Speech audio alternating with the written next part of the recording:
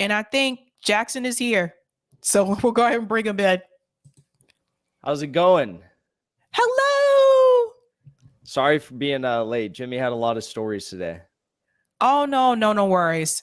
I know, like, when I was on there too, I was like, he's not going to start on time. He's not. No. I don't know how he does it for so long, too. It's like he goes for 3-4 hours sometimes. It's crazy. No, like some people, like Richie Medhurst, will do like 5-hour streams. Yeah, that's like Adderall or something. That's I know. unnatural. I know. All right, guys. My special guest tonight is Jackson Hinkle. He's the host of The Dive with Jackson Hinkle. Jackson, welcome back. Great to see you. Thank you for having me on again. Appreciate it. Awesome. Last time you were here under better circumstances, but I do know that something has happened with you. Can you please explain to everyone what's been going on with PayPal and Venmo for you? Yes. So yesterday I woke up and I get a lot of my support from my audience, and I'm sure you can probably relate, although I'd warn you if you do. I get a lot of support through PayPal and Venmo contributions and stuff like that. And it's all legal, tax, whatever. But I woke up and I received 2 emails moments apart, basically stating that I was permanently banned from Venmo and PayPal for the rest of my life. And they didn't provide a reason as to why they had done this. But there's a guy named Paul Mason, who's a celebrity journalist in the UK.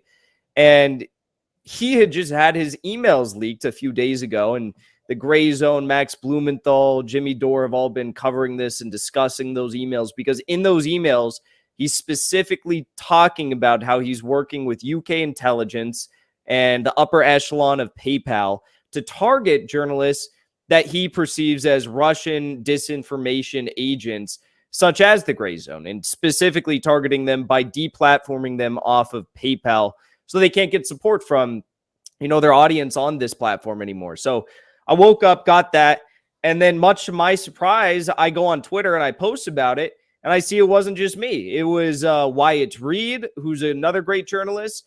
We know Consortium News has been taken off of PayPal. We know that Alex McLeod, I think his name is Alan McLeod, something like that. Mint Press News as well. So they're coming after all of us, and I think these are just the initial, warning shots, because what's to come is obviously the full removal and full deplatforming, as this celebrity journalist puts it, the relentless deplatforming of us from all social media platforms. Yes, no, I agree. I do want to share what you posted here. So I saw this on Twitter, and I don't really stay on Twitter that long. Like I'll post and I'll skim and hop off. I'm one of those people. But I saw this and I stopped in my tracks and I was like, wait a minute, what?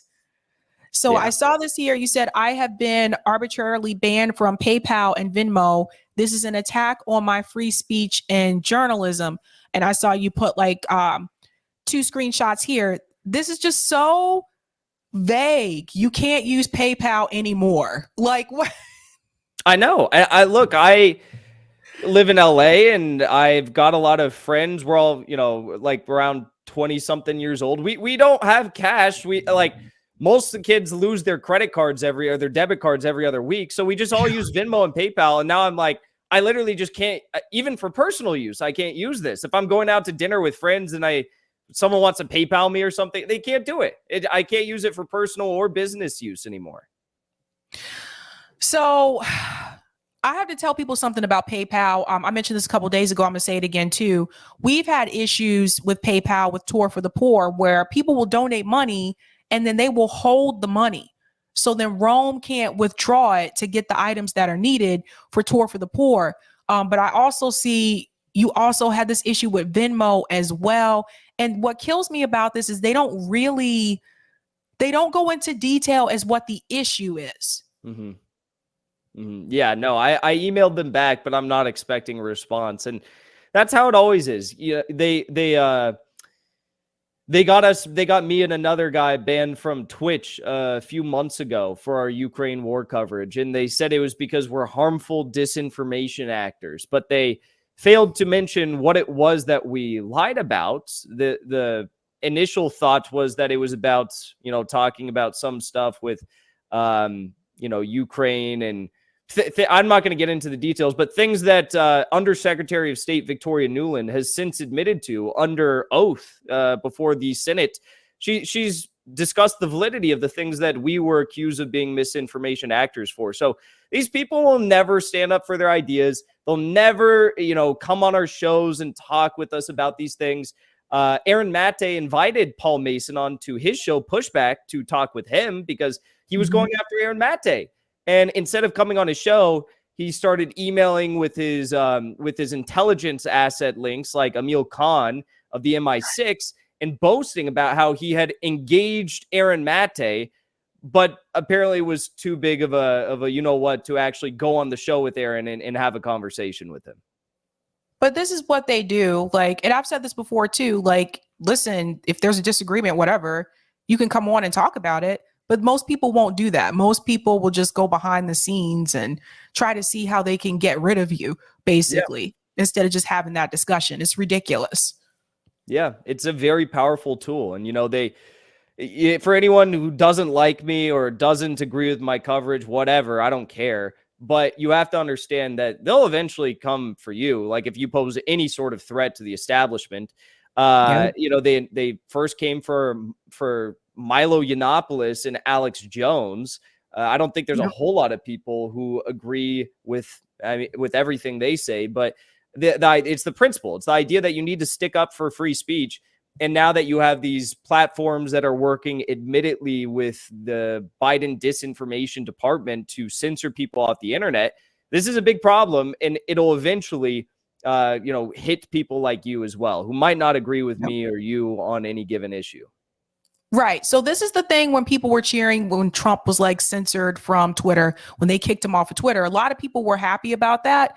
But at the same time, then there was like this blowback, like right after actually January 6th, there was this blowback towards left independent media on YouTube. And then they found themselves being like demonetized. And I know Status Quo was one of the ones that was okay with that at first until they started to get their information pulled as well. So it can happen to all of us. It's not just like a left or a right thing.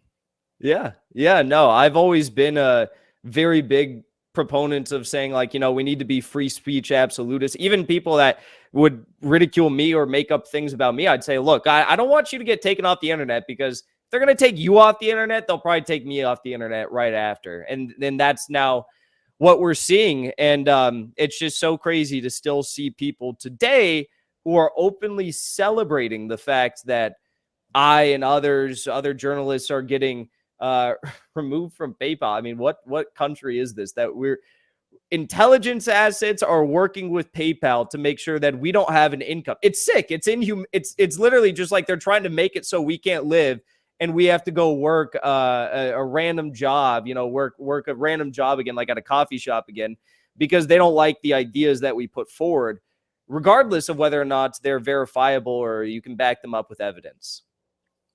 Right. And I was wondering too, because I know Caleb Maupin had this happen to him a couple weeks ago, actually. He had this issue come up.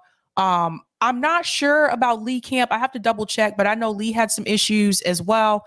They were targeting certain people, coming after them. I do have to ask, like, have you tried to look for any other type of payment application, like Cash App, for example? Yeah. For right now, I have a locals page and a Patreon page. So those are two things, but Patreon's not great either. They've taken people down. They took Whitney Webb down. They took a few people down. But they've been a little bit better recently because I think they got sued and they lost in some sort of a related case like that. But I'm going to be doing, the past day I've been very busy, but people have put up forward a lot of recommendations maybe you should look into as well. They say crypto, which I don't know anything about crypto, but they say crypto is like you can donate and you're protected there. Zelle and Cash App are two. And then the Convo Couch, Craig Jardula called me and said you should do a Give Send Go, because GoFundMe, as we saw with the trucker convoy protest, they'll take the GoFundMes down, but Give Send Go will leave. They're better at leaving them up, I guess. So those are a few things. Okay. Yeah, those are good to know because like I don't know. I don't trust a lot of these. I just don't trust a lot of these systems. Like they can just come back one day and just say, "Okay, that's it. You're not on here anymore." I mean, and not even give like a legitimate reason. It's just absolutely ridiculous. Yeah. Yeah. It's the world we live in now, though, and it is uniquely American. I mean, we really don't see this in a lot of other places, at least like in the Eastern world. Like you look at things like RuTube, which is like a Russian version of YouTube. They just let people go up there and post whatever they want. It's not like they say, oh, if you have certain ideas, we're going to take you down. At least for now, we'll see what happens in the future as the platform expands. But, it really does show just how tight of a grip that these intelligence communities have on our platforms here in the United States, and that there is an illusion of free speech. People think there is that, but there really isn't. And, we have to rely on the hope that maybe a corrupt technocratic billionaire like Elon Musk is going to solve the problem, when I don't think that's going to happen.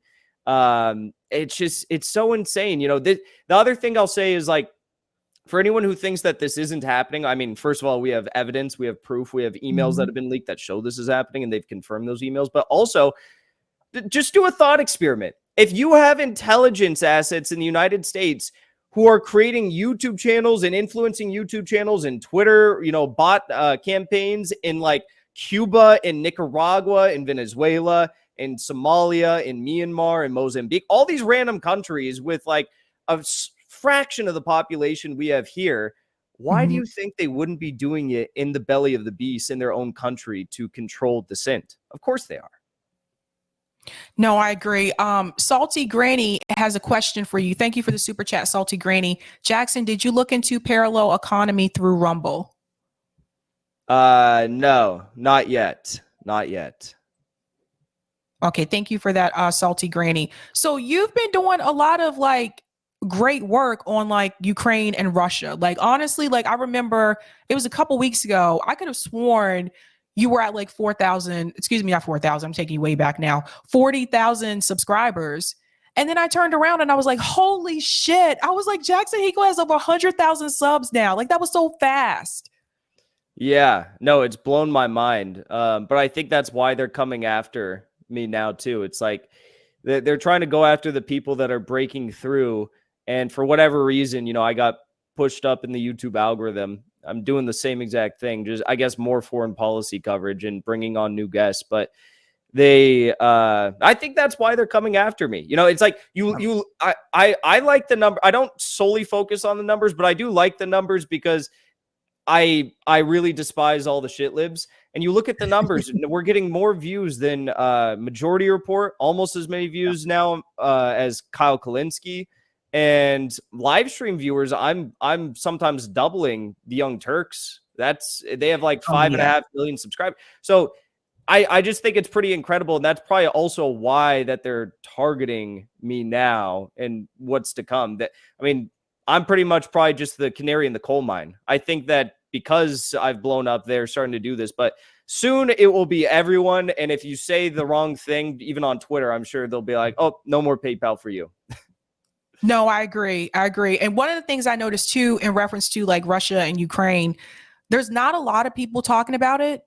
Like in reference to like, I would say, well, left independent media, there's not a lot of people talking about it. I do know over on RBN, like Nick, like he's had 3 Ukraine streams like taken down.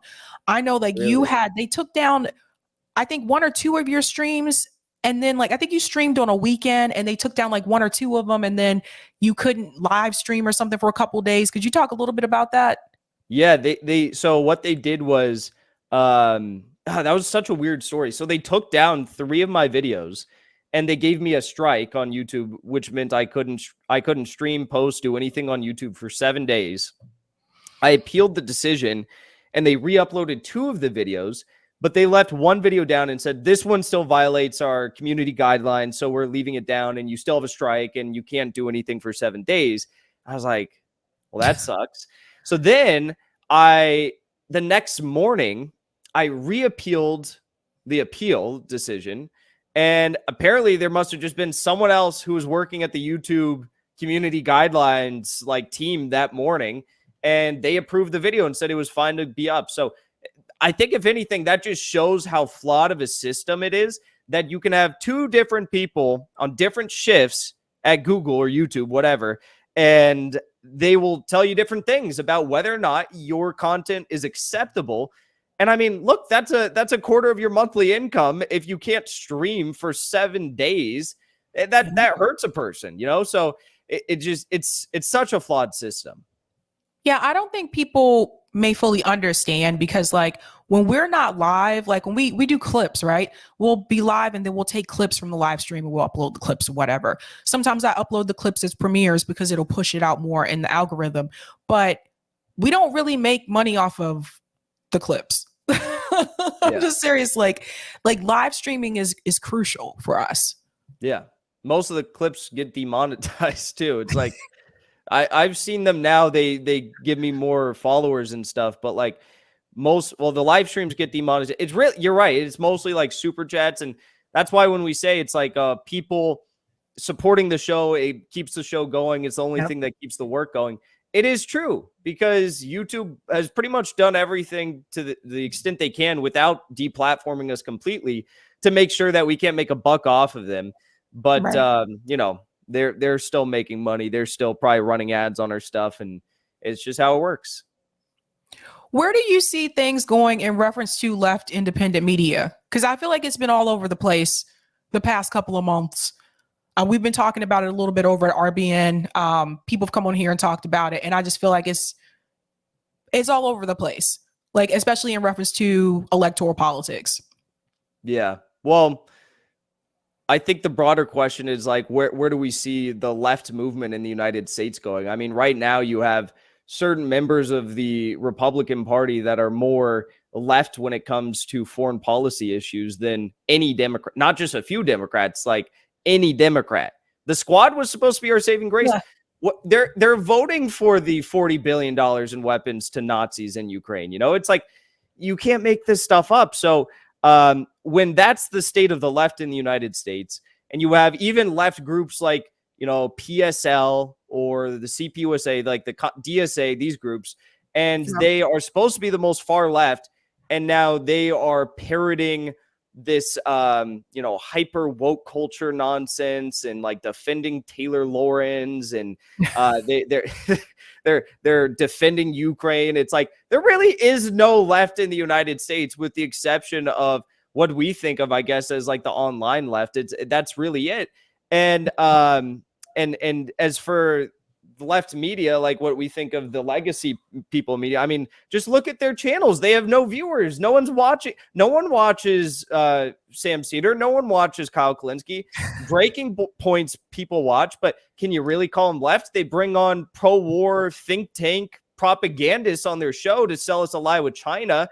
The Young Turks, no one watches. It's really just people like us. It's Jimmy Dore, who people are tuning into now, because everyone understands that the idea of a left in the United States, as it's branded, is a lie.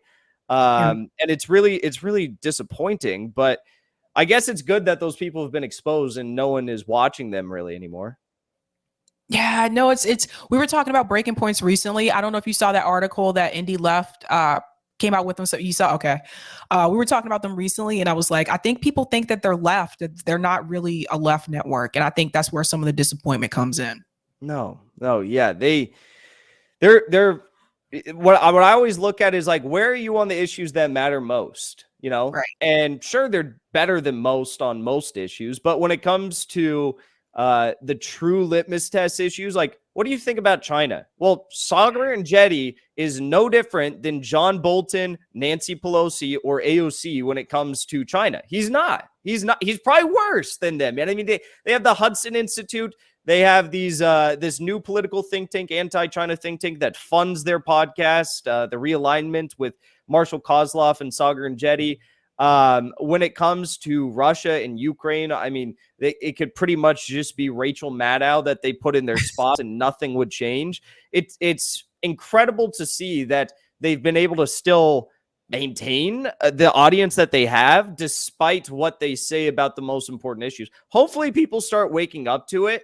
You know, people kind of, I think, started to wake up to it a little bit during COVID when they they did Yeah. that smear segment on what was his name? Doctor, what I forget his name, but the doctor was Malone. talking about, Malone. Yeah. And they did the segment about how his science is unfactual, no evidence backing it, but they didn't provide any evidence to debunk his claims. So I think that was the first time people really started to wake up to it. And then they brought on Jacob Hellberg from CSIS, which is a anti-China DC-based think tank.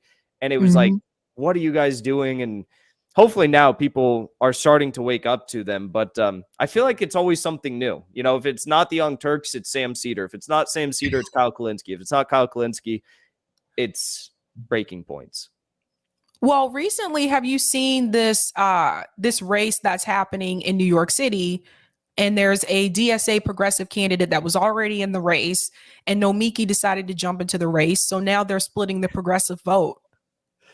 Isn't that exactly what she chastised Jimmy Dore for and all of us for doing during Force the Vote? She said that we were splitting the left. She said that we were unwarrantedly criticizing the left, and we were creating an artificial division.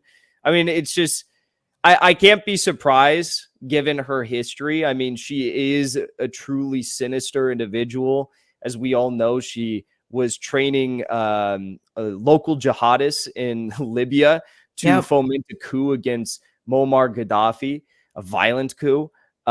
She's an absolutely abhorrent individual. She stole campaign funds for her boyfriend's personal use, which I'm sure she was probably, you know, given a few of those bucks. She's a terrible person.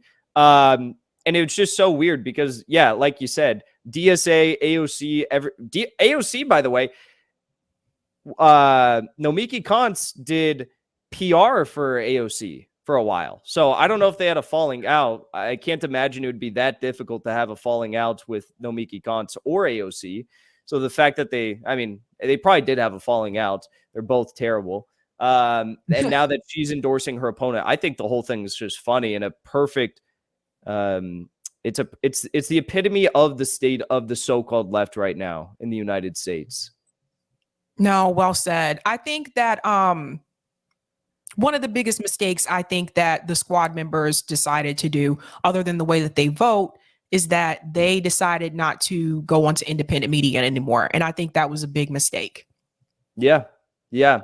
I mean, look at Ro Khanna. He was able to maintain his masquerade of being a real progressive or more of a progressive for a while just because he would entertain the idea of going on our shows, going on he never came on my show, but he'd go on Jimmy Dore, he'd go on Rising, he'd go on these shows.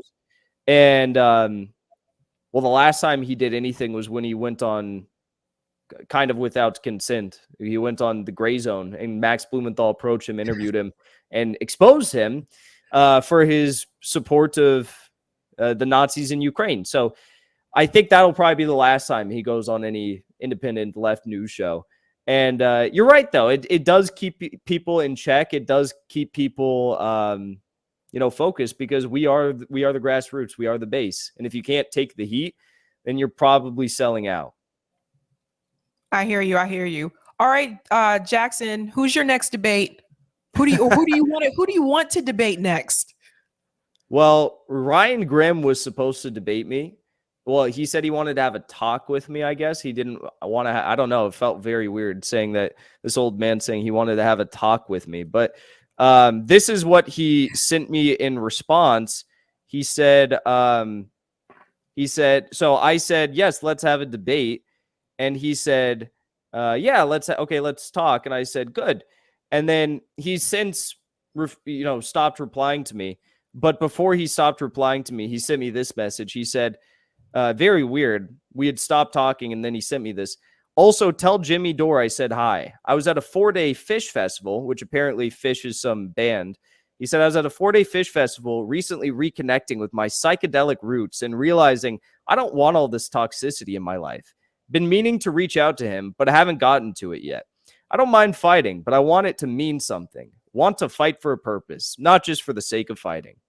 So if that is if that's a look inside Ryan Grimm's mind right now, I don't think he'll be I don't think he'll be taking up the task of debating me anytime soon. I mean, I don't even really know what that means, but it was a very weird message.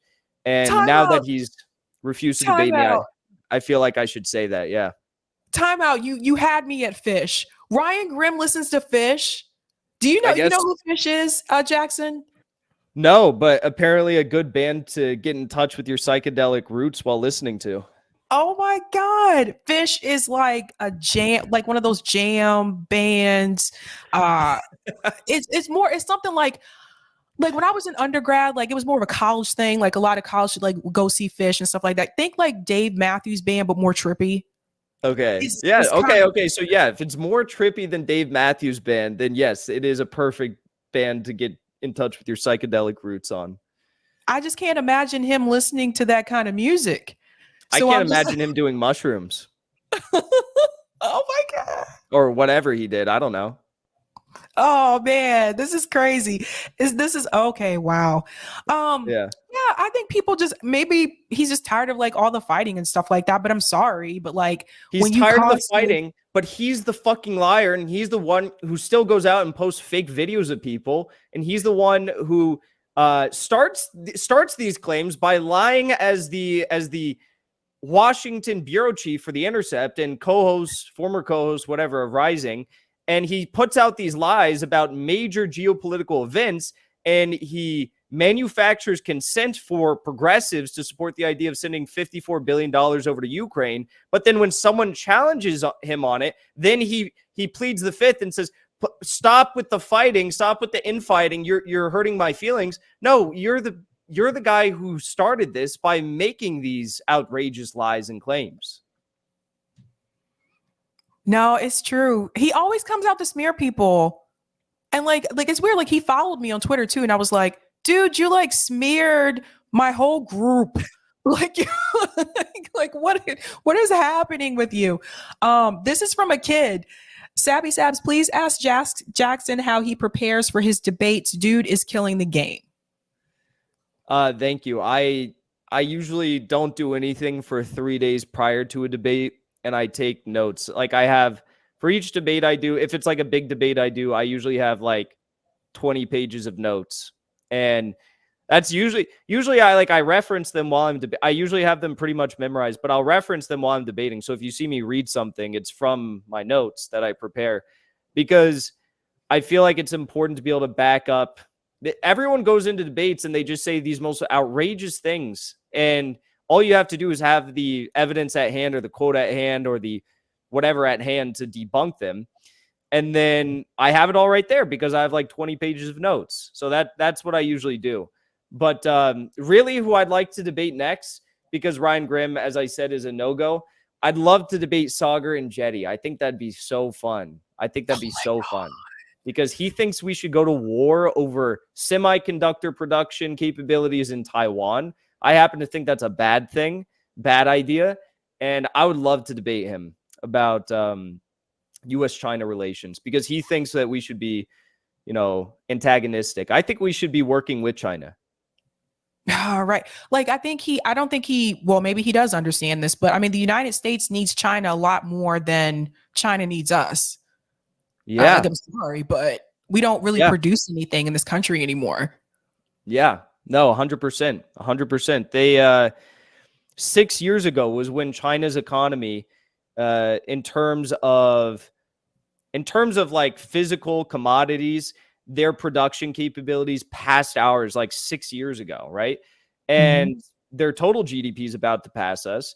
And of course they're going to pass us because they have a population that's 4 times the size of ours. So why would they not have it would be insane to think that they shouldn't eventually have a better economy than ours just because of the sheer size of it, And they have, frankly, they have better relations with the rest of the world. Like, it's a scary state of affairs right now in the United States, because things still have the veneer of being okay. And sure, we don't have healthcare. Sure, we don't have like some basic rights that we think we should have. And sure, they're stripping us of our free speech and our privacy rights, but it is still much better than it is going to be over the next 30 years.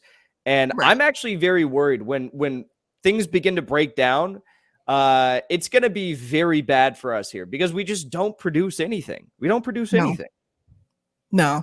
I mean, look at all, like, there's a baby formula shortage. Like, I mean, there's so many things. We depend on other countries for so many things, so many products in this country. And I don't think people really realize it until you look into it. But what is really made here anymore?